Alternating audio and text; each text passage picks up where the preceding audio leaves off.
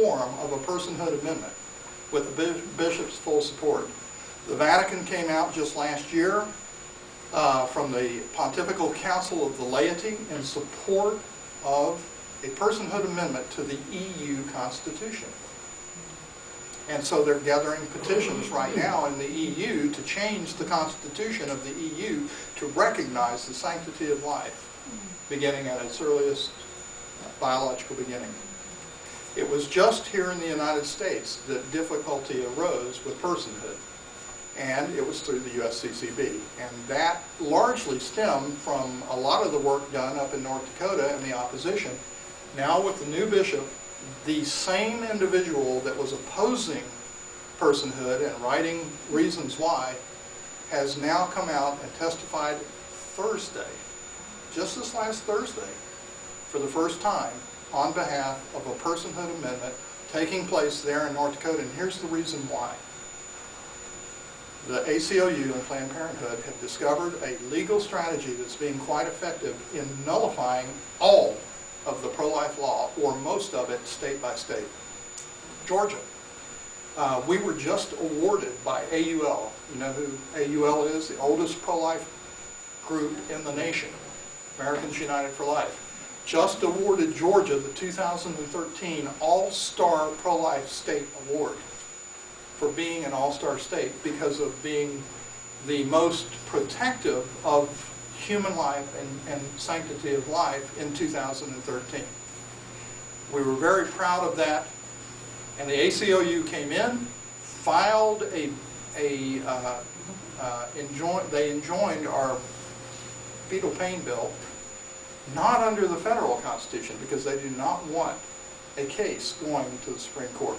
They, Planned Parenthood, the ACLU, does not want anywhere in the nation a case going to the Supreme Court. Why? Because they believe that Roe would be reversed. Whatever case that is. It doesn't have to be a personhood case. It could be a fetal pain bill. It could be a parental consent bill. In North Dakota, there's a chemical abortion ban that the legislature passed last year that ACLU came in and challenged, not under the federal law, but under the state Constitution.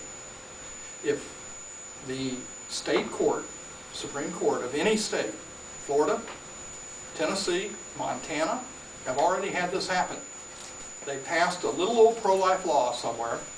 The ACLU came in and instead of challenging it under Roe, challenged it under the state right to privacy, or under the state equal protection, or under the state, in North Dakota's case, under the Liberty Clause of their Constitution.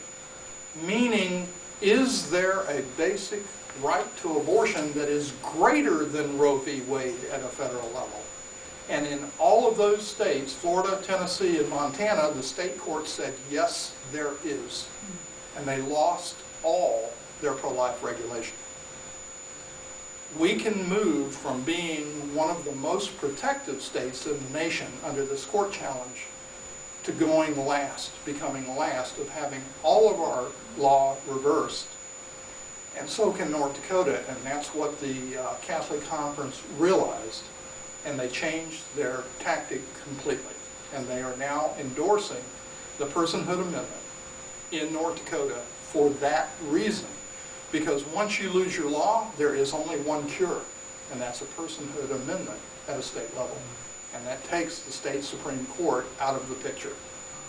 So Florida, Tennessee are now in a ballot initiative mode. Having lost the last one in November, they now have to do it again to get their pro-life law back. Can you go over like what the confusion was in the beginning between like the like the bishops and the personhood movement? Like what was? It was a timing argument. The way that the USCCB and our Archbishop Wilton Gregory issued an explanation, it was due to their belief that Roe would not be overturned at a federal level, that the timing was not right.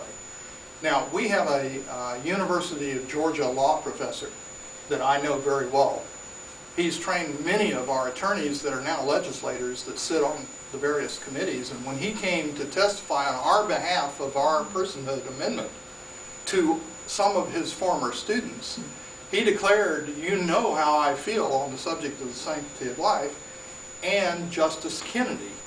Why? Because he clerked for Justice Kennedy for many years. He knows Justice Kennedy, and he believes Justice Kennedy is the swing vote right now under the current makeup of the court. And if we don't strike soon, Obama may replace one of our judges and justices, and everybody agrees that it'll be another 30 years, another generation, before we're back to a par basis at the Supreme Court. And the Personhood Amendment can also address the privacy, the right to privacy? By stating that the inalienable right to life must be recognized by a state government, the court is then bound to uphold the Constitution of the state. That's what the state Supreme Courts do, is uphold the state Constitution. So by finding no right to abortion in the state Constitution and declaring a positive right to life that is found, you have taken the state Supreme Courts out, and then the only appeal is a federal appeal under Roe v. Wade. So the strategy that the pro-aborts have moved to has been state after state after state, even the good ones, filing these laws that don't encroach at a federal level, only address state issues, and the cure is one thing. As the head of the North Dakota Catholic Bishop Association declared to the House panel on Thursday, the only thing that will protect us from losing our law is a Personhood Amendment. So that's evidently a significant change. And one that we recommend that as Catholics, you go back to your pastors and ask their blessing for being involved in a movement that the USCCB has taken a stand against.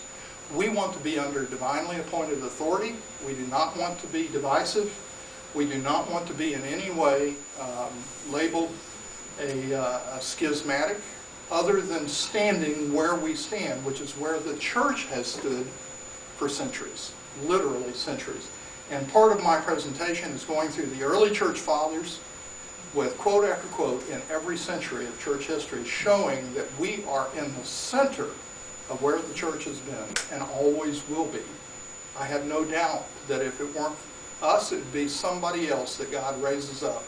And we're just so grateful for you being interested to be part of the foundation of the movement. And what I'm going to do is just give you a quick 4-minute overview and then to open it up for questions for the last 15 minutes. You've been very patient as we frame the issue of our day. What we normally do is we go into a state with interested parties and hold an exploratory meeting or 2 or 3 as necessary. As word spreads, people get interested, they come together, we talk about what personhood is and what its objectives are. Education. We want you to educate the good people of the state of New York. We want you to change the culture in New York. We're not talking politics. We're talking culture. You know, what you saw of Germany accepting a utilitarian mindset. We want to change that here in New York. And how do you do that? We actually did it in Georgia. We were not pro-life as a state.